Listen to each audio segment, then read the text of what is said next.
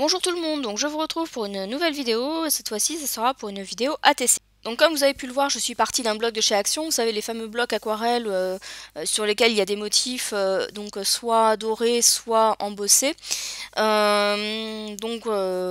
Puisque je voulais utiliser mes encres Distress Oxide. Donc il faut savoir qu'en fait c'est le premier projet que j'ai réalisé avec ces encres. Donc j'avais un petit peu envie de les utiliser toutes. Donc ce que j'ai fait c'est que j'ai pris donc d'abord les couleurs, on va dire dans les tons bleutés. Je crois que les seules que j'ai pas utilisées, c'est celles qui, j'ai une ou deux vertes, je crois que je les ai pas utilisées. Donc là, je vais utiliser les bleus. Vous voyez, j'ancre en fait mon tapis. Voilà, je pose les couleurs et puis ensuite, je vais tout simplement venir pchiter de l'eau, voilà, pchiter de l'eau dessus. Et ensuite, je vais prendre mon papier et je vais l'appliquer en fait sur les encres qui ont été humidifiées.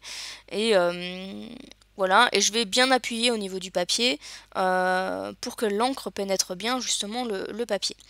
Donc voilà ce qu'on obtient dans un premier temps. Et donc je vais utiliser mon heat gun, donc le nouveau que je m'étais également acheté en même temps que les encres. Et je crois qu'il y a quelqu'un qui m'avait demandé dans les commentaires de donner mon avis sur ce heat gun. Et franchement, je regrette absolument pas mon achat. C'est-à-dire que le heat gun, déjà, je trouve qu'il chauffe beaucoup plus vite que celui que j'avais avant. Mais alors après, je vous avais dit aussi que je soupçonnais que celui que j'avais avant avait grillé, enfin qu'une partie avait peut-être grillé et chauffait moins bien.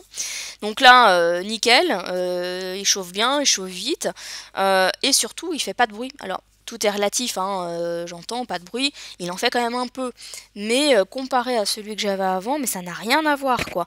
Là, c'est franchement au niveau de l'utilisation, c'est super agréable d'utiliser ce heat gun.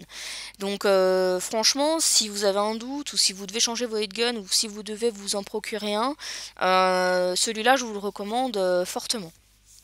Alors ensuite, pour revenir à mes encres, donc j'ai mis ensuite mes deux couleurs violettes. Donc là j'ai oublié de vous les montrer. Donc je vous mettrai le nom des couleurs sur l'article qu'il y aura sur mon blog. Voilà, donc mais vous voyez ce que j'obtiens. Je vais justement voilà, j'obtiens du violet mélangé à du bleu. Donc moi je trouve que déjà le résultat il est plutôt sympa. Et donc je ressèche avec le heat gun, puisque derrière je vais encore aussi repasser d'autres encres. Alors vous voyez aussi, j'ai oublié de le préciser tout à l'heure, mais au dos de mon papier, je m'étais fait des repères de manière à pouvoir ensuite découper plus facilement mes cartes ATC. Donc il faut savoir que chacune d'entre elles mesure 2,5 sur 3,5 inches. Voilà. Et donc ensuite, je vais utiliser mes couleurs d'encre, on va dire jaune orangé et enfin jaune orange et rouge. C'est des couleurs qui sont un petit peu plus claires, qui vont apporter entre guillemets un petit peu plus de lumière sur le fond que j'ai déjà. Mais alors je sais pas vous, mais moi je trouve que le fond que j'obtiens me fait vraiment penser à un effet vitrail.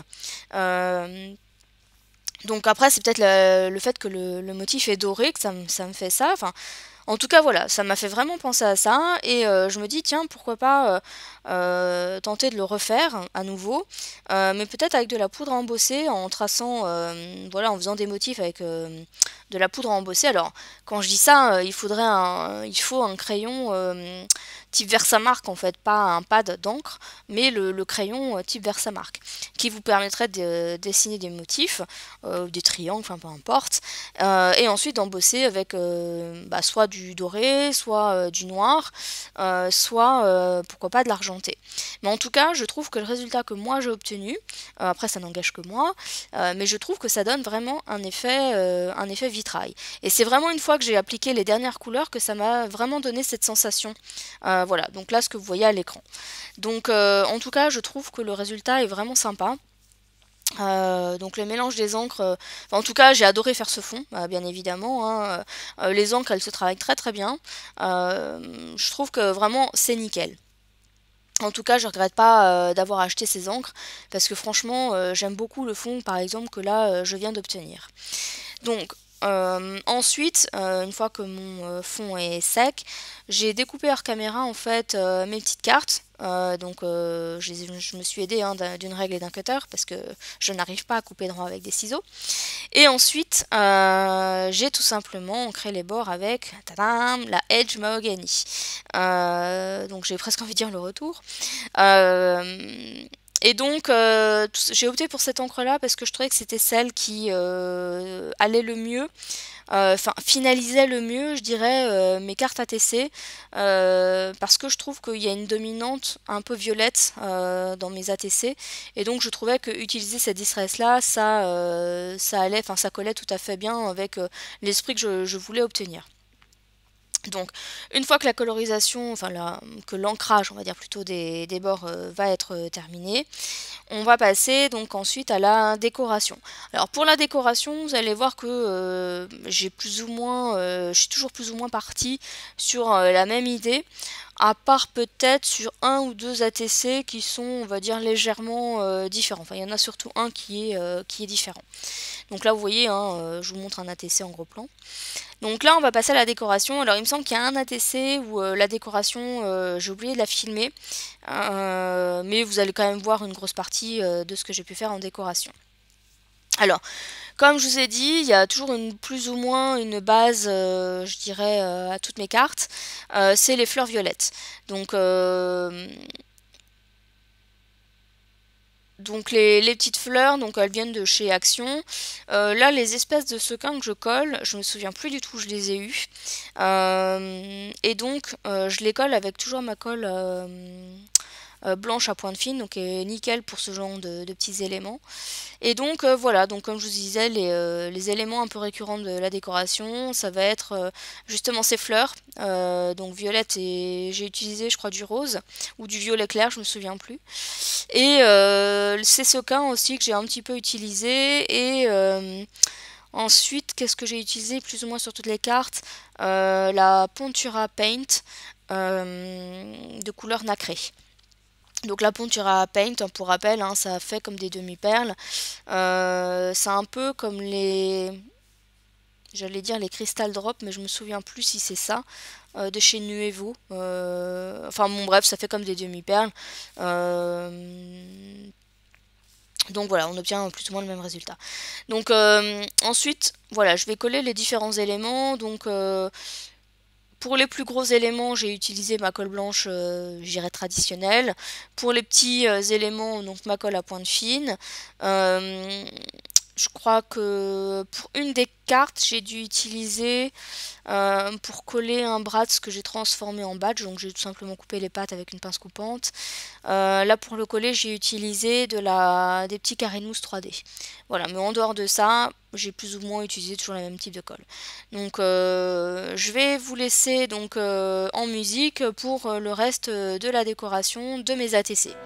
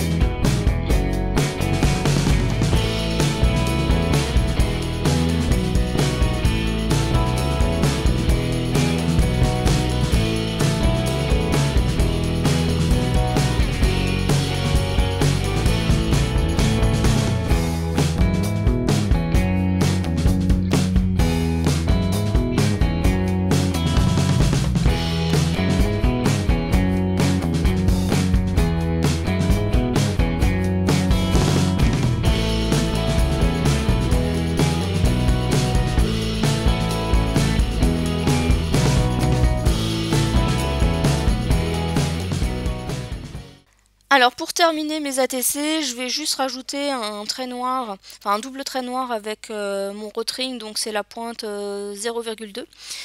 Sur l'ensemble de mes ATC, c'était juste vraiment pour donner un aspect un petit peu plus terminé. Donc ces ATC, je vais les proposer à l'échange.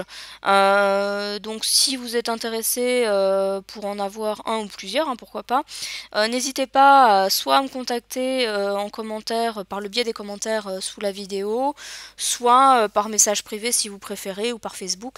Ça, y a pas de souci. Donc vous me dites celui que vous préférez, donc en sachant que...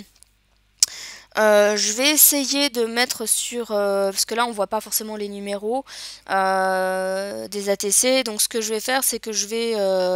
bah, attendez, je vais vous les montrer. Donc, ça, ce sera la numéro 1. Donc, ce sera l'ATC numéro 1. Donc, voilà, s'il y a des personnes qui sont intéressées, n'hésitez pas à me le dire.